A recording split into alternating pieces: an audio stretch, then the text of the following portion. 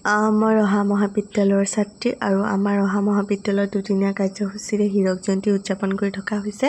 আৰু প্ৰথমতে আমি জুবিনদালৈ একাঁজলি শ্ৰদ্ধাঞ্জলি ৰহা মহাবিদ্যালয়ৰ তৰফৰ পৰা জ্ঞাপন কৰিছোঁ। তেখেতে য'তে আছে তাতে যাতে শান্তিত থাকক। আৰু এয়া হ'ল 21-22 নৱেম্বৰত আমাৰ যিহেতু ৰহা মহাবিদ্যালয় উদযাপন কৰি থকা হৈছে হীৰক জয়ন্তী। এয়া 21 নৱেম্বৰৰ ৰাতিৰ দৃশ্য।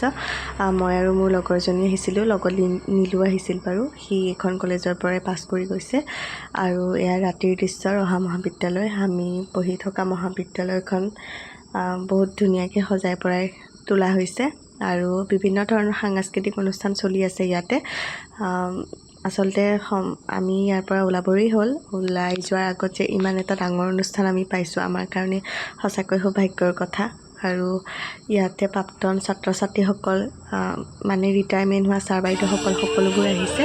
আৰু এয়া হ'ল প্ৰথম দিনাখন আমাৰ কলেজ গীত এটা আছে, কলেজ গীতটো গাই থকাৰ দৃশ্য। আমাৰ কলেজত যিকোনো অনুষ্ঠান হোৱাৰ আগতে এই কলেজ গীতটো গাই লোৱা হয়।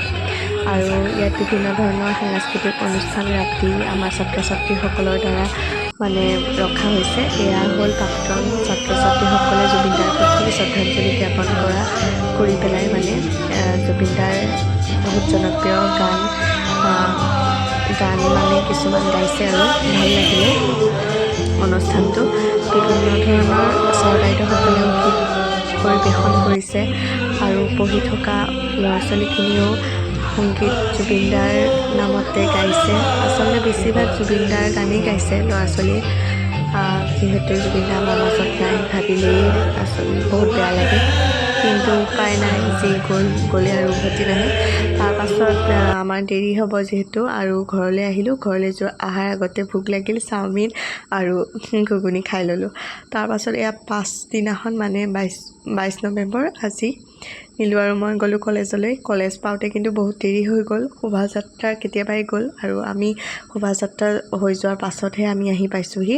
আৰু বিভিন্ন ধৰণৰ সাংস্কৃতিক অনুষ্ঠান ষ্টেজত চলি আছে। আৰু লগৰকেইজনীকে লগ কৰিলোঁ আৰু যিহেতু শোভাযাত্ৰা শেষেই হ'ল।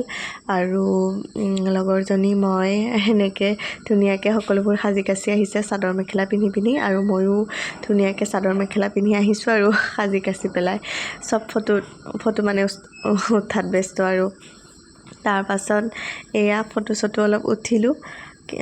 জুবিনদা যোনখন মানে গাড়ী, সেইখন মই যিহেতু নাপালোঁহি, জুবিনদাৰ এটা ৰোল কৰা হৈছিলে আৰু এইখন গাড়ীতে জুবিনদাক মানে উঠি গৈছিলে দেই।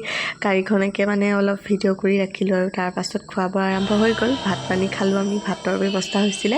তাৰপাছত মুকলি সভাৰ আয়োজন হৈছে আৰু মুকলি সভাত মানে আমাৰ কলেজ গীত পৰিৱেশন কৰা হৈছে। প্ৰথমে ৰাতিলৈ সুবাসনা বা আহিব, কিন্তু দুখৰ কথা মই চাব নোৱাৰিম, গতিকে নীলু মানে হেৰিলৈ গুচি যাবগৈ, গুৱাহাটী যাবগৈ। কিন্তু চাবলৈ বহুত মন আছিল।